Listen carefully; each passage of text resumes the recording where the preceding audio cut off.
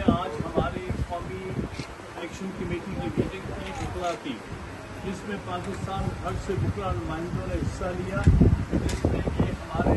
आलिया बख्तर साहब ने डिसाइड किया और उसमें राहत बीबी साहब जो कि बार कौंसिल को नुमाइंदगी करते हैं बलूचिस्तान की, वो भी मौजूद थे, और हमारे पाकिस्तान बार कौंसिल के मेंबर फ्रॉम पिशावर जनाब अब्दुल खान, और हमारे मेंबर के बार कौंसिल जनाब अली जवान साहब भी मौजूद थे। उसके अलावा सिंध हाई कोर्ट बार के सदर हमारे जमाली साहब असीफ जमाली साहब मौजूद थे। उसमें हमारे पंजाब से यानी high court bar Lahore high court bar association के सदर जनाब बाबर गुप्ता साहब, लाहौर बार एसोसिएशन के सदर जनाब इरफान बाजवा साहब, और मुतअद्दिद इलाकों से आए हुए नुमाइंदा मौजूद थे। और हमने ये एक रेजोल्यूशन पास किया है जॉइंटली आइंदा के लिए मूवमेंट चलाने के लिए, क्योंकि इंशाल्लाह छुट्टियों के फौरन बाद लॉन्च की जाएगी जनाब अली बख्तर साहब की सरबराही में इंशाल्लाह के अंदर। और ये रेजोल्यूशन जो पास किया है वो उसी हवाले से है, और उस साल और इंशाल्लाह ताला नेशन वाइड हमारी जो हमारी मूवमेंट जो है उसको लीड करेगी। बहुत मेहरबानी। और जैसे हामिद खान साहब ने कहा, हमें बहुत अफसोस है कि आपको हमारी वजह से हमारी ताक़ीद की वजह से आपको गिरा। हकीकतन आज बहुत अरसे के बाद एक बहुत ही मुनज़्ज़म ऑर्गेनाइज्ड और तमाम पाकिस्तान से आए हुए नुमाइंदों बुकला नुमाइंदों का एक बहुत बड़ा इज्तिमा हुआ, और जिसमें हर हमारे साथियों ने अपने व्यूज़ का मेरी ना चाहने के बावजूद और मेरे ना बार बार इनकार करने के बावजूद हामिद खान साहब और दूसरे साथियों ने मेरी ख्वाहिश के बिल्कुल बरखिलाफ मुझे उन्होंने कहा कि नहीं, ये जो 26-27 के खिलाफ जो मूवमेंट है हमारी जो चल रही है, इसमें अभी ज़रूरत ये है कि मुनीर मलिक साहब ने इसको लीड किया, हामिद खान साहब ने लीड किया, अब ज़रूरत है कि अली अहमद को भी आगे। तो मैंने ये सारे साथियों ने हमें हामिद खान साहब की सोच को मैं कंसल्ट किया, ओके किया, तो मैंने आगे लेना खास्ता इस जिम्मेदारी को कबूल किया। और फिर उसके बाद मैंने कहा चूँकि अब मेरे नज़दीक जो जिस आदमी के पास इख्तियारात पावर है, वो अगर अपने इख्तियारात और पावर इस्तेमाल करने का जिगर, दिल और हौसला नहीं रखता तो फिर वो इंसान नहीं। साहब कह रहे हैं वकील कानून के मुताबिक काम करेंगे। इस लिहाज से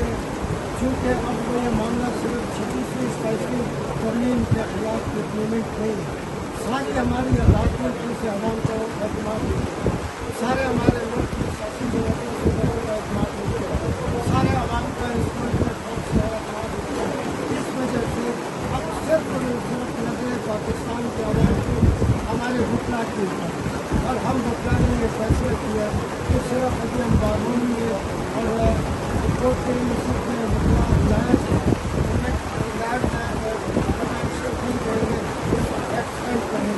इस सिलसिले में हमने ये फैसला किया।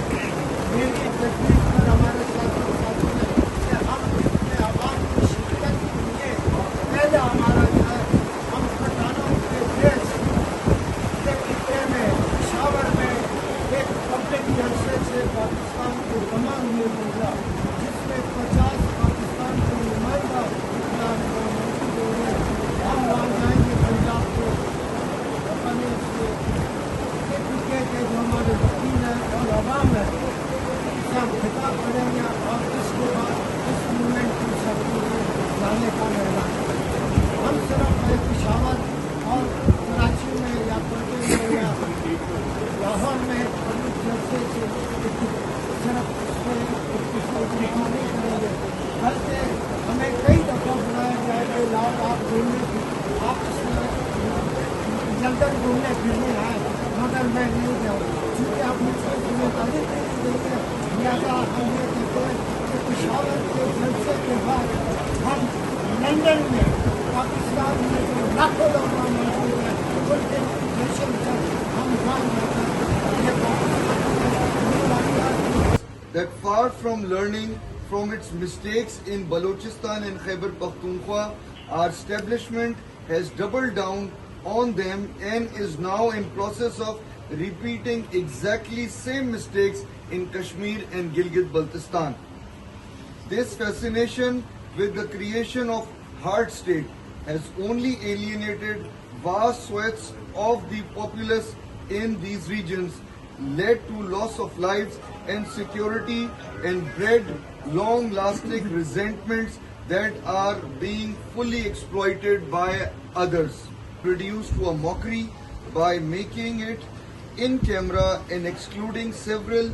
JCP members from interview committee, allowing deliberately unqualified candidates to pass through with flying colors. We call upon all the JCP members still possessed of a conscience to refrain from indulging in this horse trading exercise and speaking out against this farce. This is the point number one. The point number two is